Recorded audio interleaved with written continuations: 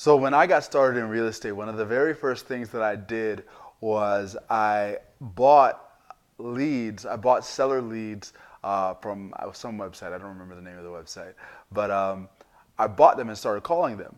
Now at the time, I didn't know what to say to them, so I I used to go to YouTube and copy down what other agents were saying to clients, like on live role play calls and different trainings. I would copy it down, write it down word for word, study it, and then go and say it on the phone to like these sellers that I was calling.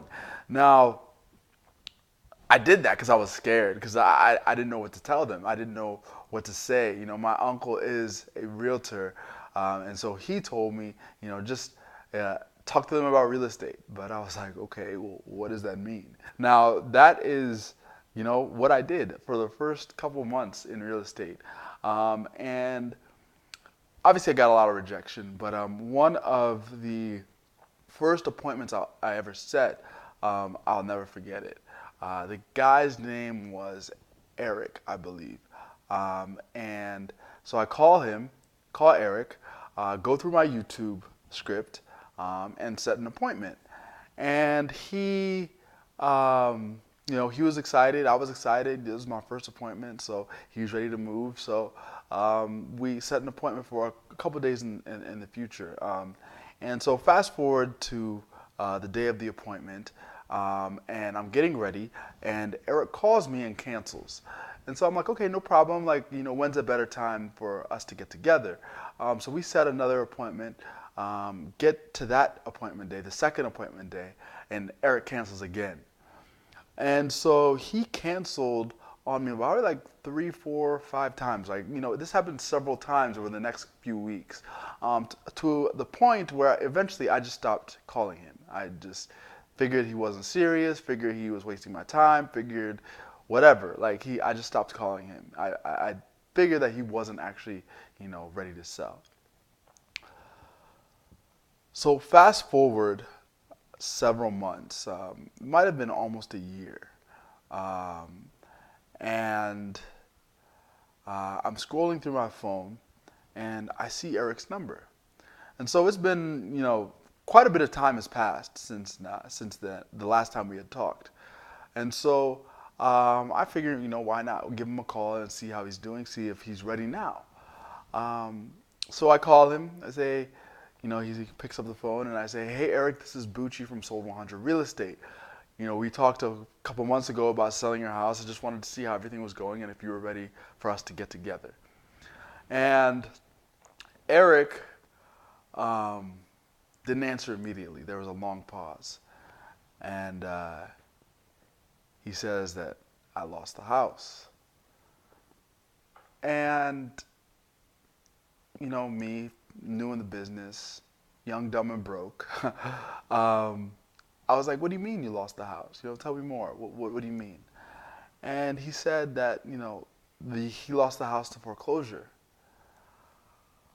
Um, Come to find out that Eric was disabled. And because he was disabled, he wasn't able to work anymore. And because he wasn't able to work anymore, he wasn't able to pay his mortgage. He couldn't afford the house, and that's why he was originally interested in selling. Um,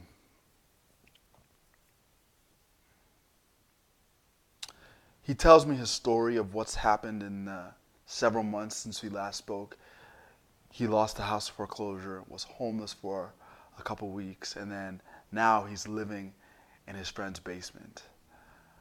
And as he's going through the story and telling me what's been happening to him,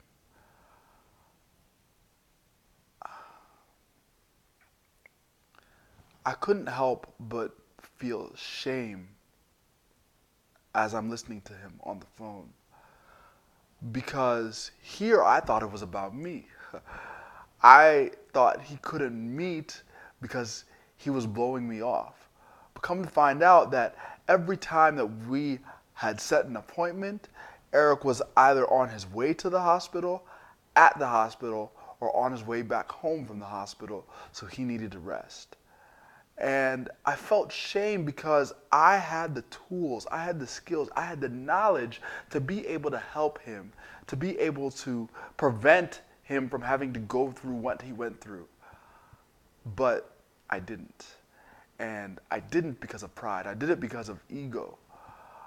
Um, and that was the first time that it really clicked.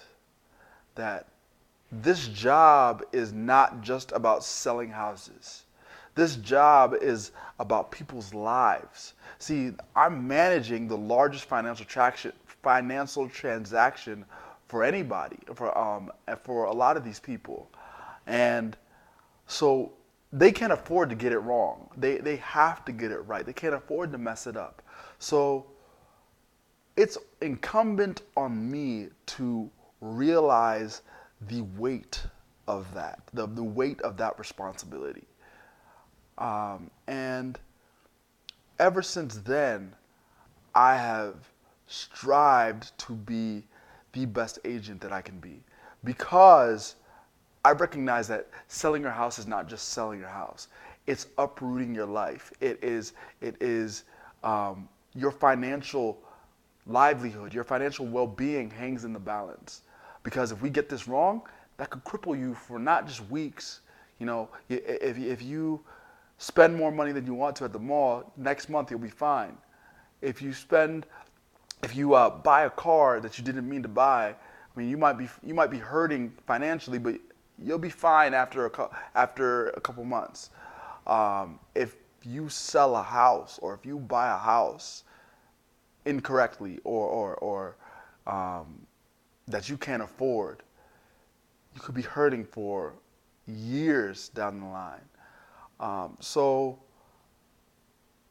why I do what I do is because I recognize that there's supreme importance on making sure that I take care of the client. That's why, I say that, if all I do is sell your house, then I'm not doing my job, because it's that important. It's that big. It's that big of a deal.